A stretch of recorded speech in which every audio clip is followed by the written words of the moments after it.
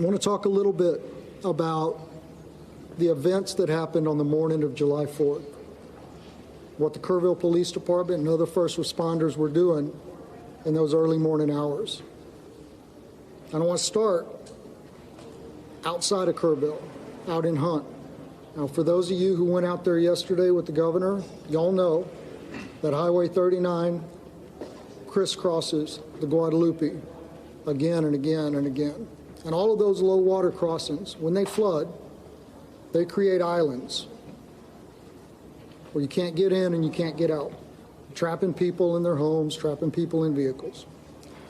And that's what happened on the morning of July 4th. One of our patrol sergeants lives out there in Hunt, and he got up, he got ready to go to work, and he realized when he hit the intersection of FM 1340 and Highway 39 that he was trapped on an island that was Hunt, Texas.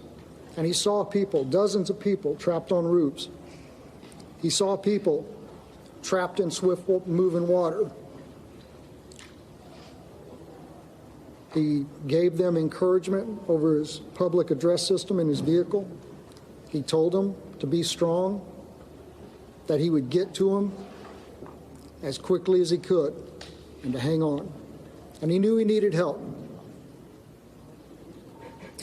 He went to another detective, Kerrville Police Department detective who lives out there, and he woke him up and he said, "It's bad.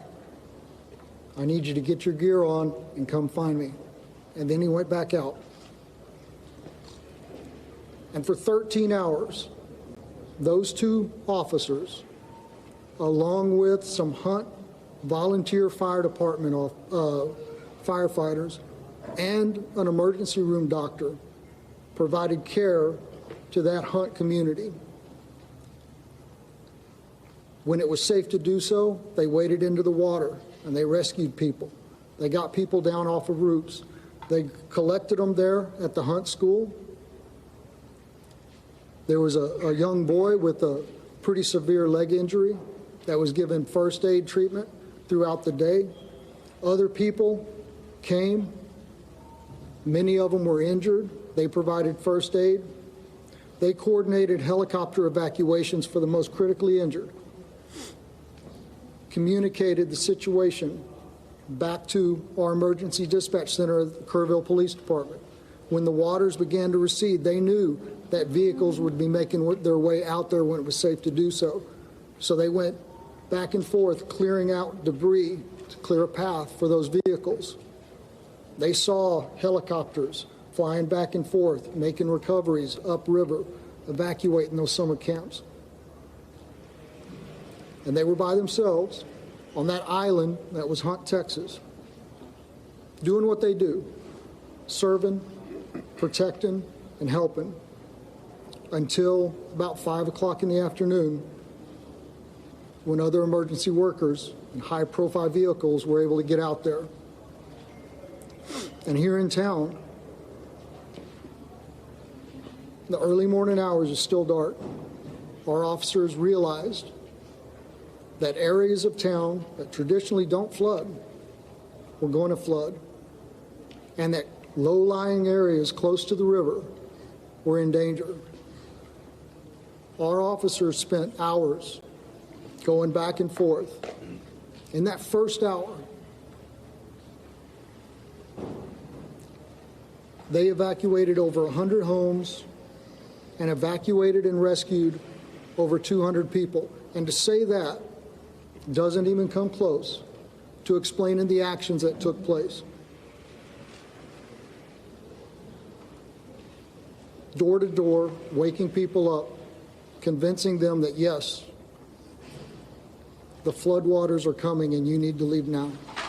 They rescued people out of vehicles. They rescued people out of homes that were already flooding, pulling them out of windows. They entered water. There's a trailer park that flooded in minutes. One officer was there by himself, and he realized, I need help. He sounded his siren, driving up and down those streets that were beginning to flood, calling on his PA system for folks to wake up and evacuate. And then 2 other officers joined him through first thigh deep, then waist deep, then chest deep water as they went from RVs and trailers and rescued people, carrying them to safety through the water. Out on old FM 689, there were 2 people trapped in the water, clinging to a tree. 2 officers were there when a 3rd one drove up, and one of them was wrapping a 100-foot flex line garden hose around his waist to go into the water and rescue those people. And those 3 officers went into the water, and one of them held that hose and acted as an anchor while those other 2 made their way to those 2 victims, and they were able to evacuate them safely. Folks, I don't know how many lives our KPD team saved in an hour in Kerrville, but I know that this tragedy, as horrific as it is, could have been so much worse.